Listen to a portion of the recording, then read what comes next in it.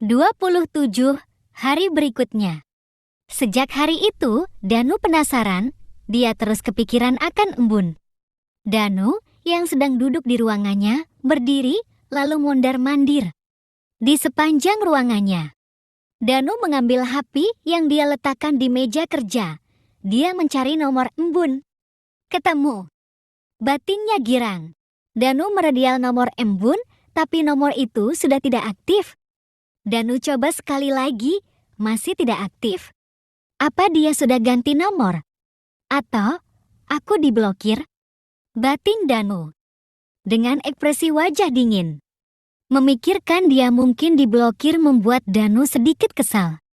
Dia mencoba menghubungi dengan telepon kantor di meja kerjanya. Namun masih sama, hanya operator yang menjawab panggilannya. Berarti embun memang sudah ganti nomor. Dulu Nia. Pernah remuk waktu di depan rumah. Mungkin dia ganti HP. Sekalian ganti nomor, pikir Danu. Danu kembali mondar-mandir. Dia memikirkan cara agar bisa bertemu dengan embun. Selama 3 hari terakhir ini, dia sudah beberapa kali mendatangi restoran embun. Tapi embun selalu tak berhasil dia temui. Sepertinya dia memang menghindariku, gumam Danu sedikit menyesal. Kenapa dulu aku malah menceraikannya? Kenapa tidak? Poligami saja sih. Toh dibolehkan agama, gumam Danu. Lagi dia jadi semakin gusar. Apa yang harus aku lakukan sekarang? Danu mulai berpikir lagi. Kiai. Danu tiba-tiba teringat kayak anaknya menjentikkan jarinya. Merasa mendapatkan ide brilian agar bisa bertemu embun. Akan ku jemput Kay di sekolah, lalu membawanya pulang ke rumahnya agar bisa bertemu dengan embun. Danu tersenyum puas. Dia melihat jam di tangannya. Pukul 11.30 menit. Bagus. Sebentar lagi waktunya Kay pulang. Danu menyambar jas yang tersampir di kursi kerjanya. Dengan segera, Danu mengendarai mobilnya menuju sekolah Kayla. Begitu sampai di depan pintu gerbang sekolah Kay, Danu menunggu sejenak. Melihat jam tangannya, lalu melihat ke gerbang sekolah. Banyak anak-anak yang sedang dijemput orang tuanya. Semoga embun juga menjemput Kay, batinya. Danu menunggu hingga 15 menit. Namun tak dilihatnya Kay ataupun embun. Danu mulai gelisah. Waktu istirahatnya pun makin sedikit. Sial. Akhirnya, Danu kembali ke kantor tanpa hasil. Hari berikutnya, di jam yang sama, lagi-lagi Danu menunggu di depan gerbang sekolah Kay, dan hasilnya sama zong. Dengan kesal, Danu akhirnya memutuskan mendatangi kantor sekretariat sekolahan Kayla dan bertanya. Apa? Danu tersentak kaget. Kayla pindah sekolah. Iya Pak Danu. Kapan? Di mana? Danu sedikit syok mendengar Kayla sudah pindah sekolah. Karena itu berarti kesempatan untuk bertemu embun pun pupus sudah. Sudah lebih dari 1 bulan yang lalu. Apa? Pindah mana? Kami kurang tahu Pak. Coba hubungi ibunya. Sialan kalau aku bisa hubungi ibunya, buat apa aku kemari? Batin Danu. Dengan lesu Danu kembali ke PT Koren. Dia harus tetap bekerja, walau dengan pikiran dan hati tak menentu. Satu-satunya penghubung hanya restoran. Aku memang harus ke sana. Tekad Danu mantap. Bagaimana dengan Yura? Aku berjanji dengannya untuk makan malam bersama di luar. Aku tak mungkin mempertemukan mereka berdua. Bagaimana ini? Danu kembali berpikir. Dia terdiam sejenak menggigiti kukunya. Tok tok tok. Suara ketukan tangan Malvin di pintu kamar embun yang terbuka lebar membuat wanita itu menoleh dari meja riasnya melihat. Malvin berjalan mendekat embun, memutar duduknya. Ada apa? Alih-alih menjawab, Malvin justru memberi pertanyaan baru. Apa yang kamu lakukan? Melanjutkan perawatan. Sekarang waktunya memakai krim malam. Biar kulakukan untukmu. Menarik kursi lain ke depan embun. As your wish.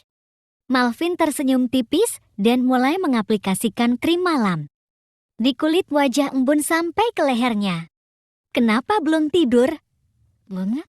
Aku mengunjungimu. Embun tertawa kecil.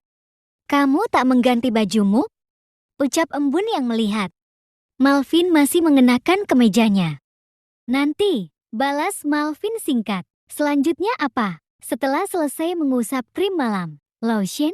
Di mana lotionnya? Beranjak dari duduknya mendekati meja rias. Embun menunjuk, Malvin mengambilnya. Seberapa banyak? Kembali duduk sambil menuang lotion di tangannya. Stop, ucap embun. Itu terlalu banyak, tertawa geli. Bagi 2, kalau begitu. Malvin membaginya dalam telapak tangannya dan tangan embun. Dan mengoleskannya pada tangan gadis itu. Bagaimana hari ini? Masih seperti sebelumnya? Ucap embun. Mas Danu masih datang beberapa kali. Biarkan tetap begitu. Jangan temui sampai 1 minggu. Baiklah. Dia pasti sangat kesal dan penasaran. Tertawa geli. Malvin sudah menyelesaikan mengusapkan lotion di kedua tangan embun.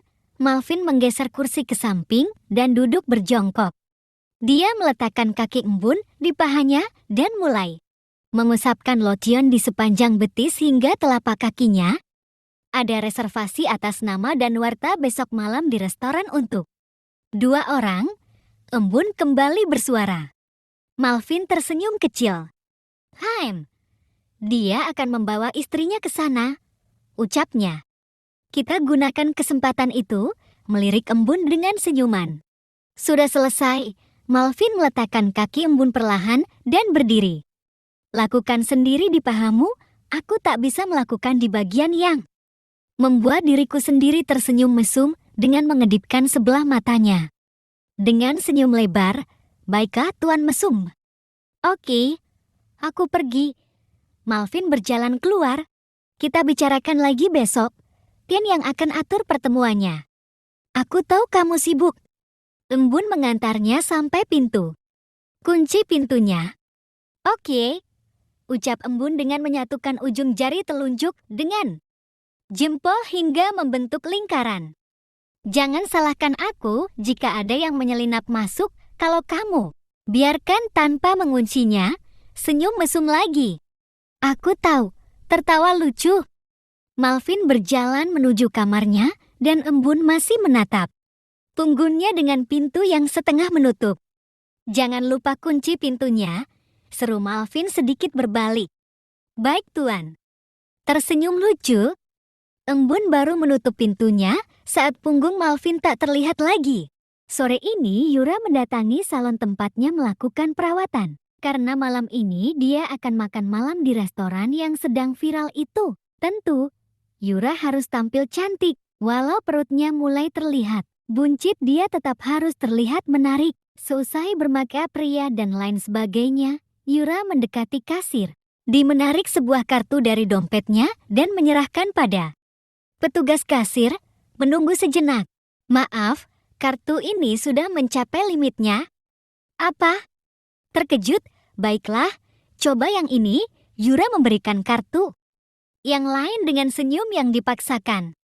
Maaf, ini juga sudah mencapai limitnya Nyonya.